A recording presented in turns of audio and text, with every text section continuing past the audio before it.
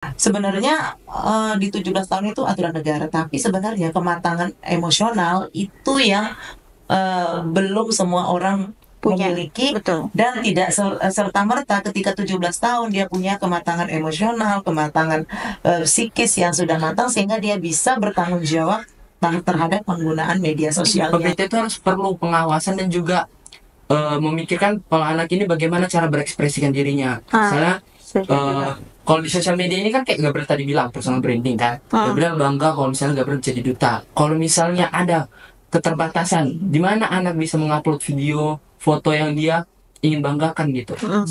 Konten itu tuh mungkin udah difilter sama Instagram, TikTok. Tapi bagaimana kita mengakses itu?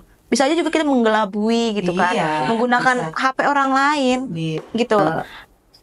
Kebijakan ini bisa menyadarkan kita kembali untuk mendidik anak dengan sepenuh hati dan segenap perhatian.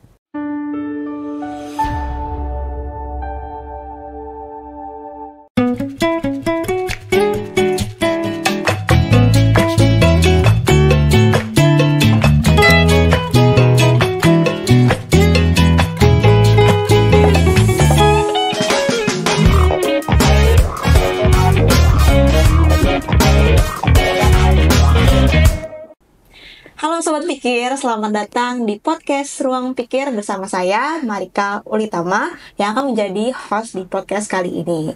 Nah, seperti biasa, kita akan membahas isu anak seputar dunia anak di dalam digital gitu. Sekarang kita udah menghadirkan dua narasumber yang akan menjadi teman bicara saya hari ini, yaitu kita pertama kenalan dulu sama Ibu Fadila. Halo Ibu Fadila, apa kabar? Marika, kabar baik, alhamdulillah sehat. Sehat ya Bu? Kamu gimana? Puji Tuhan juga sehat. Alhamdulillah. Sebelum kita ke next narasumber yang kedua, kita mau tanya dulu nih sama narasumber pertama, Bu Fadila. Kegiatan Bu Fadila belakangan ini tuh kesibukannya apa, Bu? Saat ini saya masih tetap sebagai guru sosiologi di SMA 1 Galang. Kemudian kita juga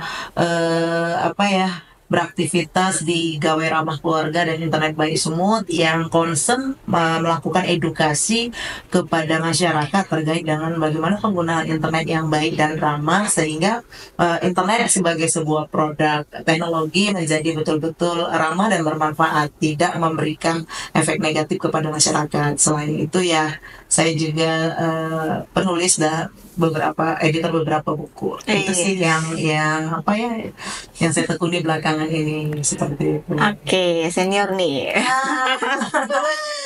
Oke. Thank you Bu Fadila udah kasih seputar tentang profil Bu Fadila.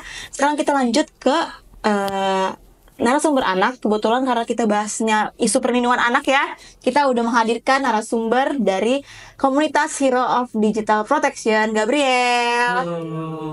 Gimana Gabriel, sehat? Luar biasa sehat. Gimana, capek gak habis datang ke sini? Capek banget pulang dari sekolah. Oke, pulang dari sekolah ya teman-teman. Kita udah surat izin nih, jadi bukan ilegal ya podcast hari ini. Oke, jadi kita akan bahas topik seputar melindungi anak di dunia digital. Karena ada kabar baik nih yang hari ini menghampiri kita, yaitu dari Kementerian Komunikasi dan Digital mau ada wacana untuk pembuatan undang-undang pembatasan usia untuk menggunakan media sosial nih Bu. Nah, kalau dari Gabriel sendiri deh, kapan pertama kali Gabriel menggunakan media sosial? Wah, kapan ya? Saat itu kemarin kalau nggak salah ya, Mama itu beliin handphone itu tahun 2019. Itu baru ya. Umur, usia SD lah Kak, lupa saya. SD kelas 6-7 gitu aku paham. Saat itu orang tua beliin gara-gara aku menang satu perlombaan, apresiasi gitu ya. Jadi orang tua beliin handphone, saya buat sosial media itu kayaknya setahun 2 tahun setelah punya HP, karena pada saat itu masih orang tua kayak jangan terlalu sering gitu. Jadi mungkin tahun 2019 saya mulai. Itu SD kiraan kelas? SMP itu Kak, kelas 7 kelas 8. Oh, kelas 7 kelas 8. Sosial media pertama kali digunakan apa? Tentu Facebook. Ya. Masih zaman ya Facebook ya. Facebook laku keras. Sama-sama. Sama-sama aku juga pemakaian pertama itu di Facebook kelas 3 SD. Kelas 3 SD Kelas 3 pegang Facebook. Sudah. Oh. Kebetulan tuh kirim-kirim ini sih kayak foto-foto artis Cherry Bell gitu bu kerjaannya. Gitu. Kita repost ambil dari Google terus kita repost gitu itulah. Nah, kalau ke ibu sendiri nih, kamu pertama kali menggunakan sosial media. Waduh, nih saya nih yang paling uzur kayaknya ya. Saya itu pakai sosial media sekitar tahun 2014 13-an gitu ya. Nah, kemudian ya udah lama banget ya. Jadi waktu itu memang tidak seperti sekarang gadget itu ya. Gadget atau gawai itu masih belum semua orang punya. Jadi waktu itu saya punya gadget pertama, tapi saya sebenarnya sudah punya media sosial Facebook waktu itu, karena saya dulu tuh lucu gitu. Kalau Gabriel mungkin dulu kalau pakai main Facebooknya belajar sendiri ya. Iya. Kalau saya ikut pelatihan. Wah. Jadi untuk main Facebook ada pelatihannya ya.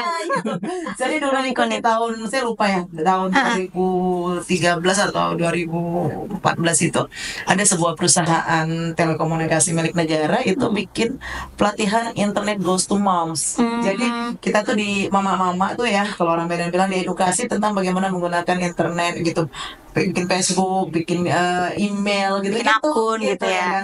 Kemudian banyak tuh di PC gitu. Baru kemudian di 2014-15 itu saya aktifnya mainnya di gadget. Berarti gitu. waktu awal-awal tuh di komputer lah ya, Bu, masih pakai PC ya. Bayangkan mau buka Facebook pakai buka PC gitu. Baru di 2016 saya tuh kenal Instagram. Dan kenal Instagram itu saya justru belajar sama murid saya. Gitu. Saya panggil, bang sini dulu, ajarin dulu ibu. Kayak mana nih Instagram? Saya tuh diketawain sama murid saya, tapi Bismillah, saya bilang, gak apa-apa, ajarin saya bilang seperti itu, saking pingin belajarnya dan belajarnya dan gak mau ketinggalan dengan anak-anak betul betul banget nih. Aku juga Facebook pertama kali gitu. Facebook kayak masih jadi sosial media pertama ya untuk dijejakin gitu. Nah, kan kalau sekarang nih sosial media udah banyak juga anak-anak nih yang memalsukan identitas supaya bisa masuk ke dalam sosial media. Sebenarnya kan ada pembatasan usia ya Bu, 13 tahun gitu. Tapi banyak nih yang pakai usia orang atau cuman udah bikin tahun lahirnya 1900 berapa langsung lolos gitu.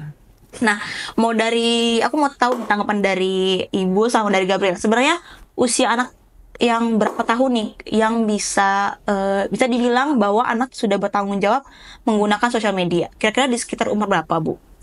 Kalau kita merujuk pada regulasi negara sih, itu kan semua yang apapun ya peraturan segala macam itu kan tetap yang merujuk ke 17 tahun 18 tahun ke atas seperti itu. Tapi sebenarnya dilihat juga gitu, 17-18 tahun itu kan usia secara kuantitatif. Idealnya di usia seperti itu seseorang sudah matang secara fisik dan mental. Nah, persoalannya hari ini Gen Z lah seperti anak ganteng sebelah ini ya, itu atau kamu juga masih Gen Z. Itu kadang-kadang atau yang malah lebih parah itu kan kadang Gen Alpha itu ya, yang SMP gitu kan, itu yang banyak yang memalsukan identitas itu agar mereka bisa diterima di platform tertentu sebagai punya akun gitu kan. Nah, sebenarnya di 17 tahun itu aturan negara, tapi sebenarnya kematangan emosional itu yang belum semua orang memiliki. Dan tidak serta-merta ketika 17 tahun dia punya kematangan emosional, kematangan psikis yang sudah matang sehingga dia bisa bertanggung jawab terhadap penggunaan media sosialnya. Jadi memang kalau saya sih dibilang 17 tahun sih boleh-boleh saja gitu, tapi sebelumnya sudah ada usaha-usaha untuk menyiapkan si remaja atau si anak ini masuk ke dunia digital, masuk ke dunia maya, masuk ke media sosial sehingga dia betul-betul dapat bertanggung jawab. Jadi nggak ujuk-ujuk 17 oke, sudah bisa. Tidak seperti itu. Kalau saya lebih kepada dia punya kematangan emosional dan rasa tanggung jawab terhadap apa yang dia lakukan seperti itu. Setuju. Tadi Ibu Dila juga mention bahwa ada usaha untuk membuat anak kita edukasi. Berarti nggak hanya 17 oke, langsung bisa main guna gitu. Tapi ada usaha untuk mencapai usia ini tuh, ada usaha bagaimana kita untuk menyadarkan dia untuk bisa dia tuh bertanggung jawab secara dirinya sendiri gitu.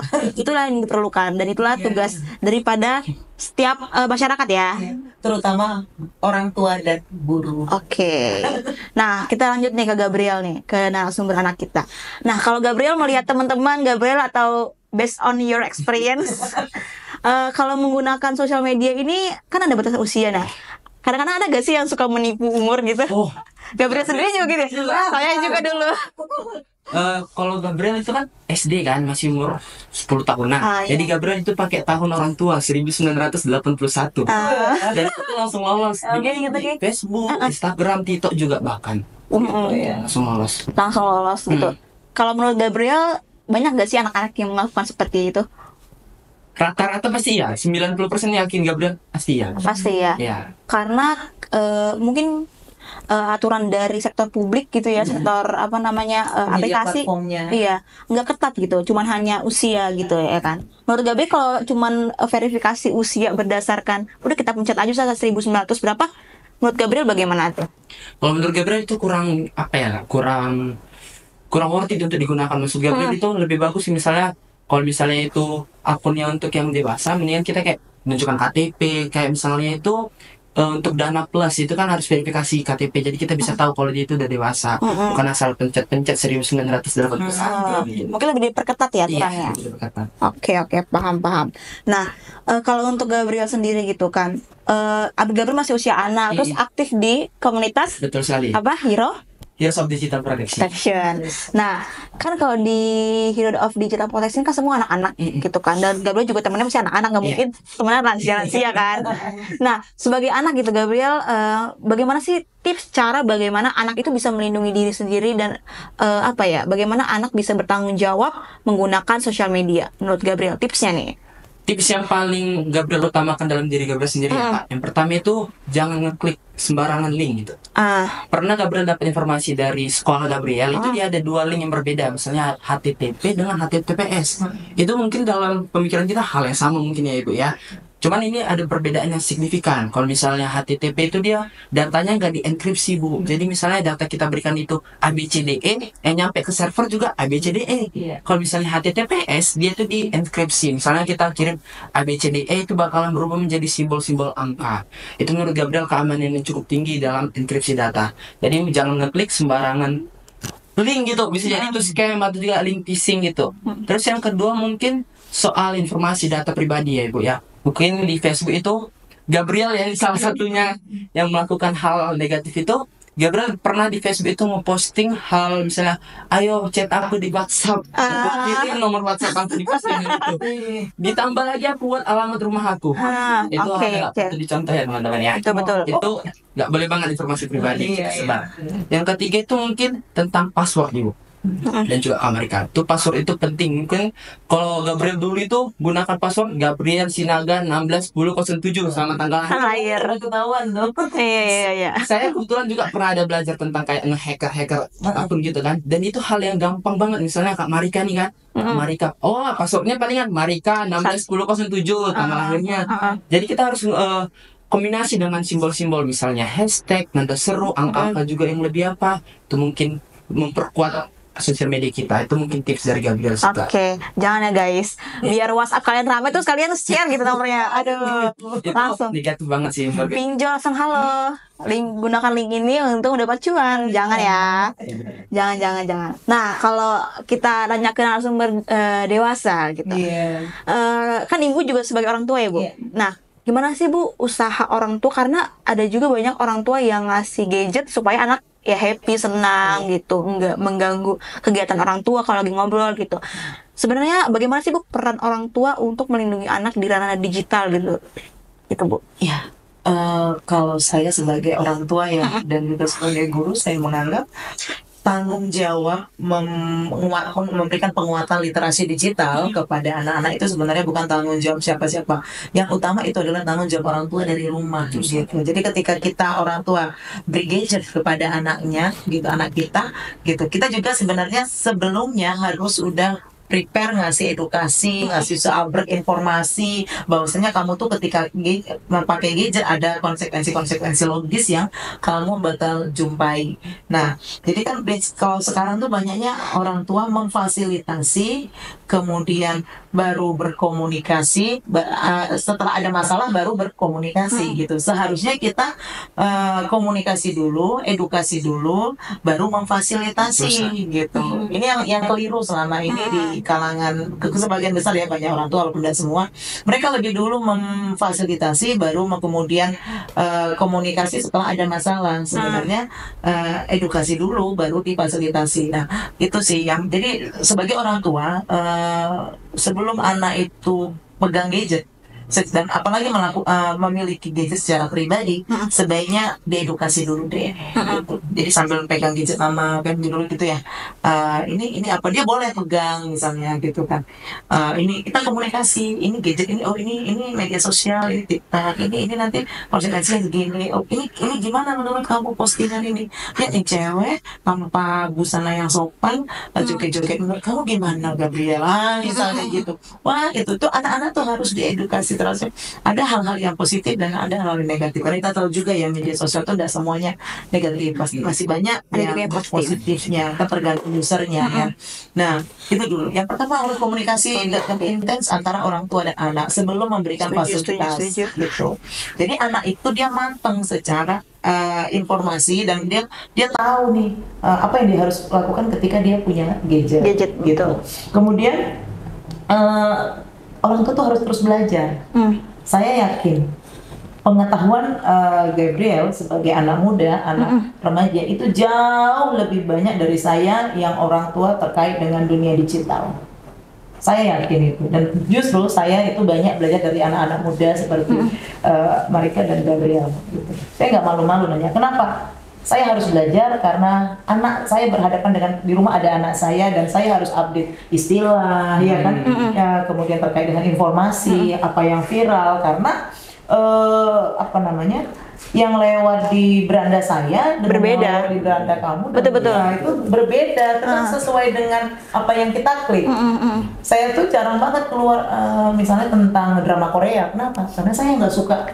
Betul. Drama Korea yang informasi yang masuk ke media sosial saya itu rata-rata tentang pendidikan, dunia penulisan, gitu-gitu yang kalau menurut anak-anak muda seperti mungkin berat banget gitu. Langsung kita scroll kan gitu. Nah itu dia Sal. Jadi kita harus terus belajar tentang itu, dan kita belajarnya itu ya secara otodidak, diskusi, ngobrol gitu. Saya sering ngobrol sama siswa gitu kan untuk dapetin informasi. Kemudian juga kalau kita punya anak kecil yang misalnya masih kan kalau di dalam American Pediatric itu aturannya kalau anak 0 sampai 2 tahun tuh no screen gadget, time, no screen time, no gadget lah seperti itu, karena sangat mengganggu perkembangan motoriknya gitu. Nah kemudian kalau sekitar udah agak 5 sampai 7 tahun tuh bolehlah sekitar 20-30 menit, baru nanti ketika sudah sampai dia 9 tahun bolehlah ditambah sedikit. Nah sampai nanti dia di usia 15 tahun bolehlah dia sampai 1 jam atau 2 jam, seperti itu yang saya pahami gitu. Nah ini semua harus dikomunikasikan dengan anak, harus dibuat aturan main, mana yang boleh, kapan kamu boleh pegang gadget, kapan enggak, gitu. Jadi gadget itu kalau saya pribadi itu gadget itu adalah sebuah konsekuensi positif yang dari sebuah effort yang kamu lakukan gitu loh. Jadi kalau kamu Gabriel, misalnya kamu sudah bisa melakukan sesuatu yang positif, oke, boleh kamu main gadget, main game, ML, Mobile Legend ya. Itu saya harus belajar nih. Itu misalnya 1 jam. Kalau kamu misalnya masih SD atau SMP gitu kan. Oke, setelah itu tarik. Jadi ada pembagian waktu, anak bisa tahu gitu bagaimana dia mendapatkannya gitu ya. Waktunya misalnya di weekend sekolah gitu. Sekolah juga kan punya regulasi. Saya nggak tahu sekolah kamu gimana?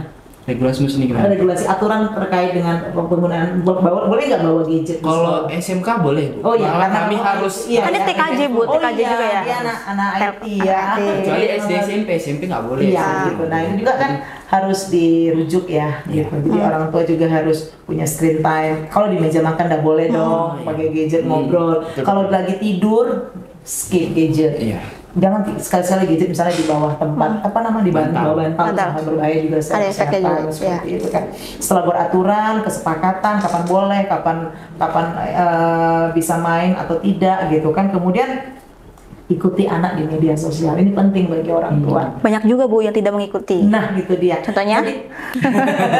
dulu waktu kecil ya. Iya. Kadang-kadang kalau saya seusia saya ini mungkin mainnya tuh di Facebook. Iya, udah Tapi beda. Saya yakin kalian punya akun Facebook, tapi itu biasanya Nggak silent aktif. reader aja. Betul, nggak aktif. betul, Gitu. betul. Mainnya di TikTok, di IG. Instagram, betul. Ya itu gitu. Jadi saya itu teringat saya 2016 lalu gitu. Saya bilang, anak murid saya ini semua pakai IG, sementara saya enggak. Gimana saya mengetahui kondisi perkembangan mereka gimana gitu, karena anak sekarang agak sulit ngajak dia ngobrol. Tapi kalau kita sudah tahu siapa dirinya dan kita dapat misalnya oh si Anu itu mungkin dari mana kita tahu? Dari Instagramnya. Nah kita bisa melakukan pendekatan, bisa ngobrol. Jadi itu entry point, kita bisa ngobrol dengan anak-anak remaja. Sehingga kalau kita ngobrol udah nggak ada yang ngeblok antara saya dengan Gabriel misalnya, ngobrol saya tahu sedikit dunia dia walaupun sedikit-sedikit gitu kan. Dia jadi lebih mudah tuh, dia believe sama saya, jadi lebih mudah tuh ngarahinnya kenapa kamu gitu. Betul. Itu dari mana? Dari media sosial. Tapi please mama, ayah, jangan pernah komen apapun tentang Postingan anak. Betul. Hanya diikutin saja. Itu saja. Paling Setuju. hanya boleh di like doang. No comment. Kalau bisa jangan dipakai Mama Gabriel. Oh, Nah, itu nggak nyaman banget buat kamu, bener kan? Betul sekali. Ya bagus pakai foto artis Korea dengan nama apa gitu. Tapi Gabriel tahu itu namanya. Itu. oke, paham. Kalau saya itu ikuti anak di media sosial seperti itu. Selanjutnya kalau yang masih SD itu bisa gunakan parenting control. Misalnya banyak ya parenting control itu yang YouTube Kids atau apalah gitu ya yang bisa membatasi anak langsung atau beberapa media sosial Di-connecting gitu ya ke Iya, HP ke orang tua. bukan aplikasi, tapi dulu sih tuh ada misalnya Kakatu gitu ya. Tapi sekarang itu kayaknya penyedia aplikasi itu sudah membuat misalnya setting parenting kayak di Instagram tuh ada, di YouTube ada kan. Setting keamanan itu kan sudah mulai ada untuk membatasi misalnya pornografi atau apa itu kan ada ya. Itu kan tinggal kita user. Persoalannya kadang-kadang kita nggak aware dengan yang gitu-gitu, nggak dipasang, sehingga anak yang sering kali jadi korban pornografi atau konten-konten negatif yang seperti itu. Kemudian gunakan password lah yang aman kayak dibilang Gabriel tadi, betul. gitu. Jadi kalau handphone anak, apalagi anak yang baru belum di atas 17 tahun, sebenarnya tidak diberikan gadget secara pribadi. Seperti itu. Kenapa? Ini sangat mengganggu buat perkembangan anak gitu. Jadi kalaupun dia punya gadget, ya itu gadget orang tua. Ini bukan gadget kamu. Jadi saya punya otoritas untuk mengambil seperti itu, dan itu harus disepakati. Aturan penggunaan gadget bukan datang dari orang tua. Jadi pengalaman saya, boleh ya spill dikit pengalaman saya memberikan gadget kepada anak saya tuh ketika dia masuk SMA. Itu pun kemarin karena COVID, dan mau tidak mau saya harus memberikan gadget. Kenapa? Pembelajaran semua di situ. Nah, tapi sebelumnya itu kita memang edukasi, jauh sebelum itu saya edukasi, kemudian bikin aturan tidak dari saya. Silakan kamu yang tulis apa aturan yang harus kamu lakukan untuk kamu aman. Berarti mengikut ya. Anak tuh berpartisipasi gitu atas hukumnya sendiri. Jadi peraturan itu harus jangan buatan orang tua, tapi harus mengikut sertakan, melibatkan anak dalam membuat aturan. Setuju. Jadi anak itu bertanggung jawab. Ya kalau kamu yang buat tidak main gadget setelah boleh main gadget setelah belajar. Nanti mama kamu tinggal lihat, Gabriel kamu tulis pakai itu. Betul. Mama juga buat kayak gitu soalnya. Ya, ini kan masih gini ya kan. Ya udahlah, cuma ya kan. Gue yang buat masa yang langgar gitu kan. Nah, itu yang saya lakukan sama saya, sehingga saya enggak setiap hari merepet kata orang Medan enggak, saya mau time jadi look at. Oke. Jadi anak-anak akan bertanggung jawab ketika memang dia dilibatkan dalam membuat peraturan. Saya katanya itu. Setuju kan. Anak terus dilibatkan untuk mereka juga patuh terhadap hukuman itu sendiri gitu ya. Bukan hukuman, tapi konsekuensi. Ya, jadi saya tidak begitu suka dengan kata-kata hukuman, tapi adalah konsekuensi dari sebuah perbuatan. Setuju juga. Ya. Nah, tadi sebelum jauh nih tadi Kak Dila mention nih harus ada believing antara orang tua dan anak gitu. Jangan sampai ada skat gitu. Nah, itu juga yang sekarang ini ya, menurut saya secara pribadi tuh kayak jarang gitu antara orang tua dan anak tuh believing gitu. Ada yang orang tuanya anak itu nge-hide orang tuanya, Betul. tapi dikonfirmasi gitu. Nah, aku mau nanya ke Gabriel nih. Kalau Gabriel sendiri gini, ini based on your experience atau Oke. your friend juga boleh. Anak kan kalau misalnya anak zaman sekarang pasti orang tuanya lebih muda gitu, lebih kayak edukasi terkait penggunaan digital juga udah oke gitu lah ya kan, dibanding kayak misalnya orang tua ibu kan jadi lebih senior lagi kan gitu. Jadi belum edukasinya tuh masih di ibu gitu kan. Benar-benar. Betul. Nah, kalau dari Gabriel dan teman-teman sendiri, antara believing ke orang tua untuk penggunaan digital itu bagaimana sih gitu? Kalau dari Gabriel sendiri nih, Gabriel itu kan pernah ngeposting kalau Gabriel itu jadi duta utama nih. Lalu kayak bangga banget gitu ya kan. Jadi Gabriel posting terus mama lihat, kok kayak gini apanya fotonya, kenapa nggak full, kenapa nggak ini, terlalu banyak komentar. Jadi sehingga Gabriel saat itu langsung nge-private akun Gabriel. Langsung Gabriel private, terus mama langsung bilang, kenapa kamu private? Apa yang kamu posting gini. Gimana lah aku bilang ini ya. Tolonglah Mak, kalau misalnya aku posting, Mak boleh komen, tapi jangan terlalu yang kayak hapus itu gitu. Itu kan suatu kebanggaan dong sama Gabriel kan. Karena dan juga itu ngebangun personal branding Gabriel. Itu kemarin pada saat Gabriel posting itu banyak banget followers Gabriel. Duk gitu. Tapi orang tua kayak gak setuju gitu. Jadi Gabriel bilang, ini aku supaya ngebangun personal branding aku mah, karena aku siap ini nanti bakalan kuliah, ambil beasiswa juga bakalan banyak nanti yang kayak influencer gitu kan. Jalur beasiswa gitu. Jadi Gabriel bilang, ini jalur aku mah. Jadi berikan agak sedikit space untuk aku, tapi mah bisa kalau lihat-lihat juga nggak apa-apa. Ini handphone Gabriel boleh lihat, tapi jangan terlalu mendalam. Ada juga kayak misalnya kan sering lah Gabriel cerita-cerita ke kawan, kan itu nggak boleh mama lihat kan, sama teman juga. Itu sih Gabriel. Gitu. Nah, ini Gabriel salah satu contoh yang baik. Dia ada merasa kalau kayaknya orang tua juga agak over gitu kan. Kadang juga orang tua juga mungkin mau protect anaknya, tapi menurut anaknya kayaknya cukup sampai sini aja gitu. Tapi itu adalah komunikasi yang Gabriel lakukan ke orang tua ya. Itu cukup baik gitu. Nah, teman-teman sekalian, baru-baru ini ada isu seputar bagaimana Kementerian Komunikasi dan Digital itu akan membuat satu kebijakan pembatasan usia menggunakan media sosial gitu. Dan ini juga pernah dibuat dan udah dibuat duluan sama beberapa negara, salah satunya negara Australia yang baru-baru ini lagi ngetren, lagi viral gitu mengenai pembatasan usia gitu. Nah, ini kan sebagai suatu upaya pemerintah dalam melindungi anak di ranah daringnya, Bu. Nah, dan PKPA juga sangat mendukung adanya wacana seperti ini karena ini sebetulnya adalah usaha yang kita di Hedi Pro sendiri tuh sudah sangat mengadvokasi pemerintah tuh sebagai usaha bagaimana sih memfilter, melindungi, pembatasan gitu. Karena adanya tergantungan antara anak dengan sosial media gitu. Sosial media teman-teman bukan pembatasan terhadap penggunaan digital. Betul, karena banyak juga yang digital itu kayak bagus untuk pembelajaran gitu.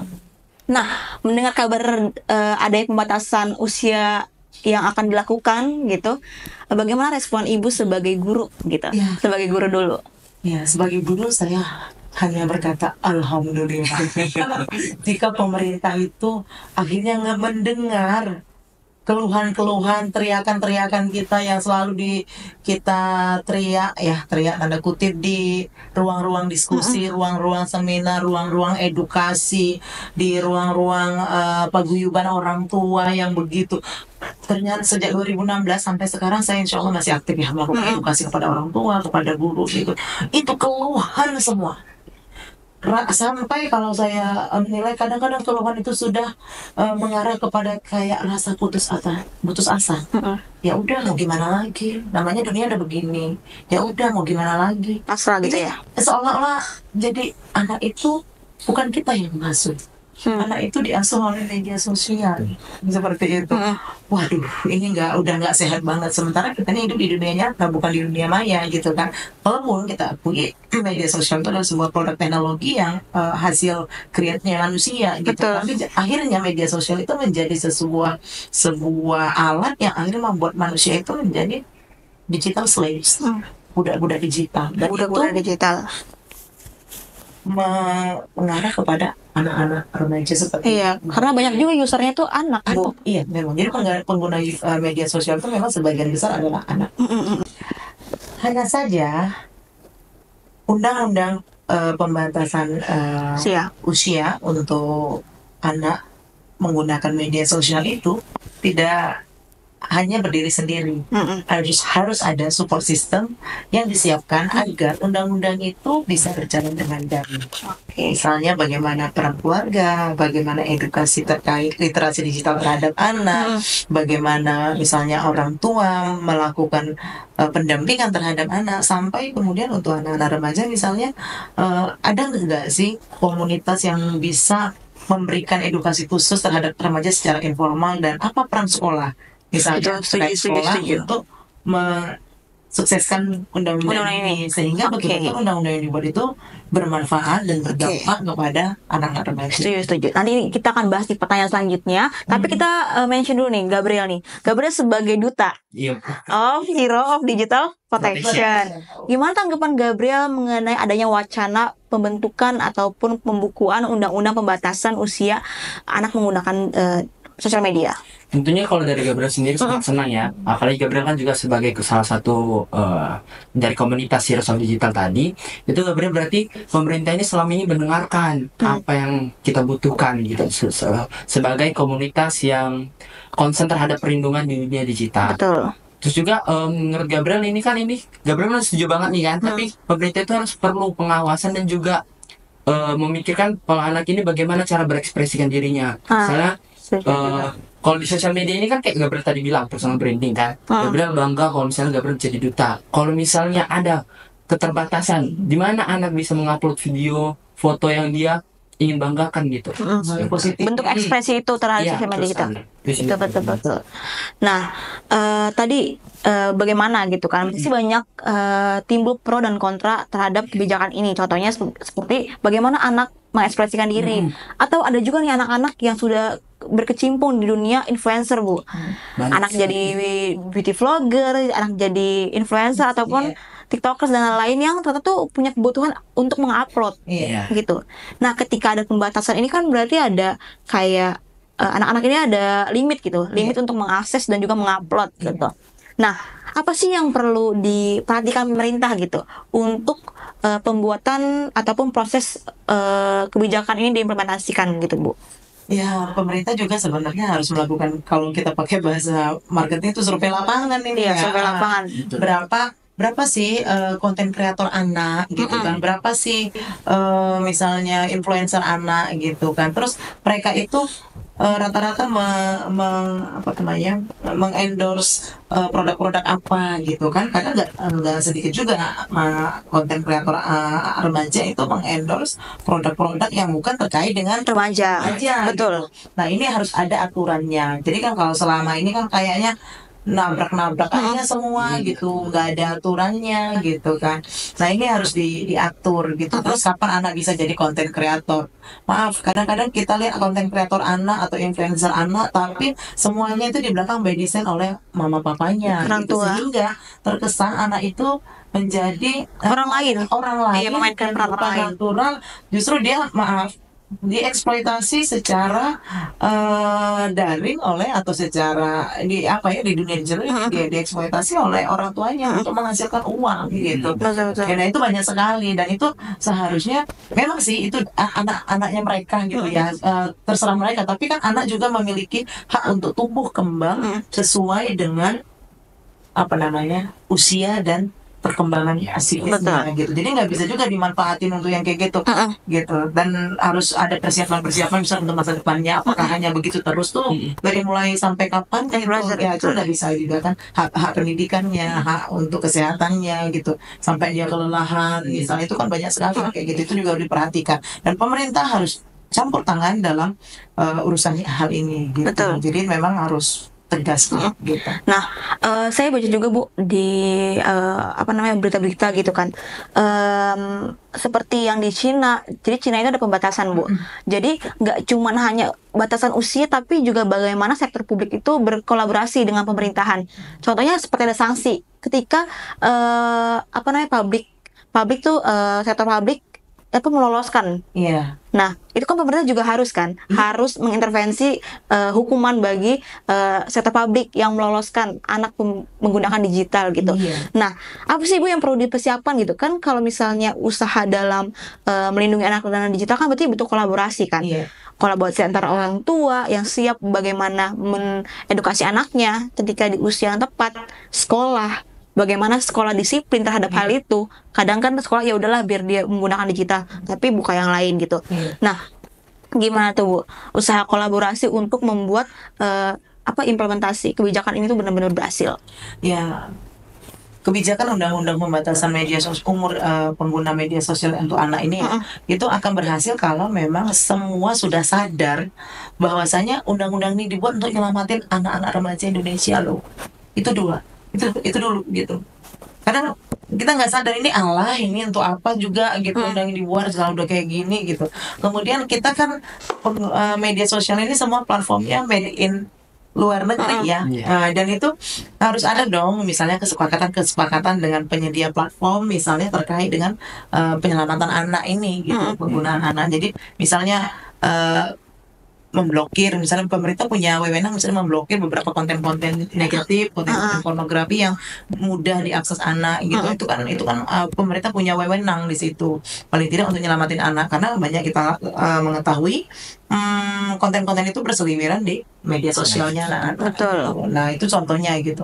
Jadi pemerintah tuh harus punya bargaining position dengan pihak-pihak penyedia platform dari luar negeri sana yang harus masuk ke Indonesia. Kan bisa ya. Saya tuh nggak paham namanya apa, tapi yang masuk ke Indonesia itu harus yang ini gitu. Berarti kita juga berharap pemerintah Indonesia itu berani untuk mengintervensi sektor publik gitu. Iya, sektor publiknya harus berani diintervensi supaya tidak hanya untuk kepentingan, maaf kalau saya bilang kapitalisme digital tadi, industri kapitalisme, industri digitalnya saja yang untung, tapi juga memang mereka harus humanis dong dalam memandang persoalan ini, karena efek dari produk mereka itu adalah terancamnya hak kehidupan yang lebih sejahtera lahir dan batin bagi anak-anak Indonesia yang merupakan generasi masa depan Indonesia gitu. Jadi kalau anak-anak ini tidak dilindungi gitu, hanya mengandalkan orang tua gitu tanpa ikut tangan pemerintah.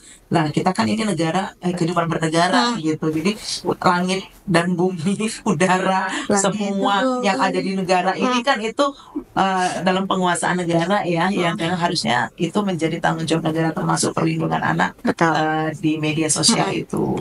Betul. Sebenarnya tadi udah dimention juga sama Bu Dila ya.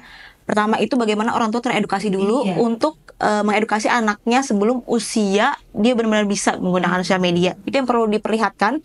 Terus yang kedua, pemerintah berani untuk mengintervensi perusahaan-perusahaan supaya tertib gitu. Ya nggak cuma hanya pembatasan usia tapi lolos juga nanti gitu ya kan. Berarti harus ada kolaborasi ya Bu. Iya, terutama terkait dengan konten ya. Terkait konten gitu. Karena konten itu tuh mungkin udah difilter sama Instagram, TikTok. Tapi bagaimana kita mengakses itu? Bisa aja juga kita menggelabui gitu kan, menggunakan HP orang lain gitu. Nah, kalau dalam dalam transisi gitu Bu, pasti kan kalau misalnya ada undang-undang ini nanti diterbitkan, ada namanya transisi dan adaptasi, ya kan? Adaptasi bagaimana kebijakan ini tuh bisa diimplementasikan. Nah, butuh waktu dan upaya untuk bisa anak-anak beradaptasi dengan pembatasan ya kan, dan juga butuh juga nih orang tua yang teredukasi sampai ke orang tua yang tinggal di mungkin di pedesaan yang masih pengguna sosial media untuk anak itu kayak ya udahlah biar dia senang, biar dia nggak usah ngerepotin, biar dia meluangkan waktunya gitu. Nah, bagaimana kita terutama ibu sebagai guru dan orang tua gitu dalam masa adaptasi ini, apa yang perlu dilakukan orang tua dan guru gitu terutamanya untuk dalam adaptasi ini lah gitu. Iya, jadi sebelum diimplementasikan kebijakan itu atau undang-undang pembatasan itu tentunya harus ada sosialisasi gitu, sehingga masyarakat tuh nggak kaget Kaget. gitu. Harus ada sosialisasi dulu gitu, kemudian dibuat pertemuan-pertemuan baik formal ataupun informal, guru juga dilibatin gitu kan. Bagaimana, karena di dunia pendidikan sendiri persoalan konten-kontenan ini juga sekarang udah booming gitu. Jadi guru juga harus diberikan edukasi bagaimana konten mana sih yang bisa diupload, bagaimana yang tidak, yang kadang ini siswa saya nih, saya video dan dia nggak senang, dia ngadu gitu, saya katakan itu bisa, itu nggak semua juga paham mana yang boleh mana yang tidak. Misalnya lagi ngukum nih anak-anak gitu, misalnya nih ada guru yang ngukum anak-anak karena terlambat, anak-anak terlambat di video ini atau diupload, waduh, itu kan sesuatu yang nggak benar juga. Nah inilah yang harus edukasi.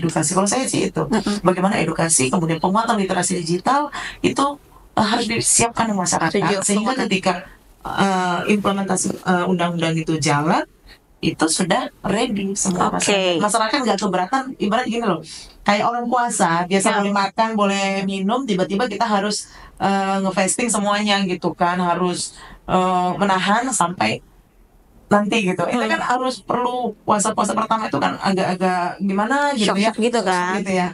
Nah tapi kan kalau lama-lama itu akan menjadi sebuah kebutuhan, bahkan iya ya, yang penting muncul sebuah kesadaran dulu, ini penting gitu. Dan ini harus dibuat semacam opini besar bahwasanya pembatasan ini penting gitu. Itu kebutuhan semua kita gitu. Selama ini kita udah kebablasan. Kesadaran itu yang harus dibangun melalui aktivitas edukasi. Setuju Bu.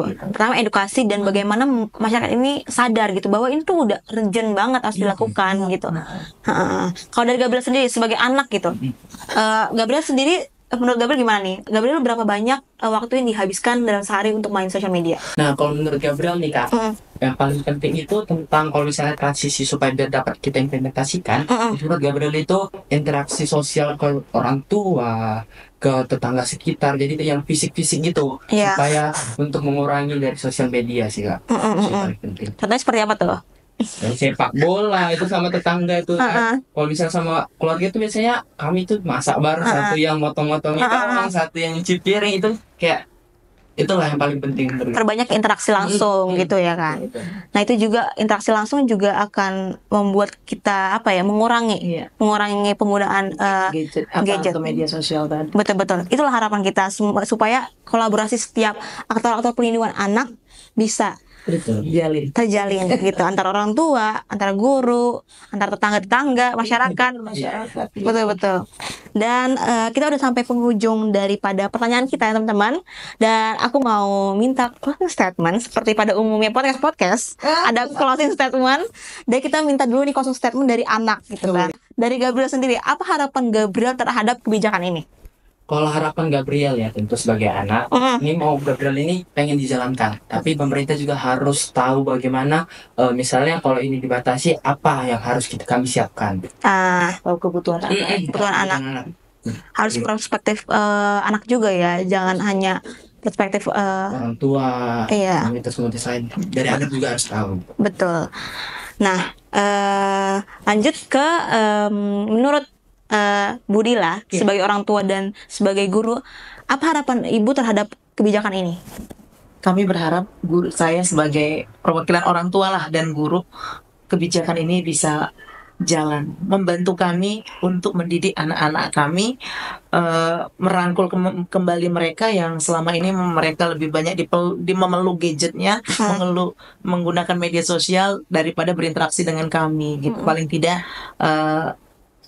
kebijakan ini bisa menyadarkan kita kembali untuk mendidik anak dengan sepenuh hati dan segenap perhatian. Seperti itu. Setuju. Dan terima kasih para pendengar podcast Pikir.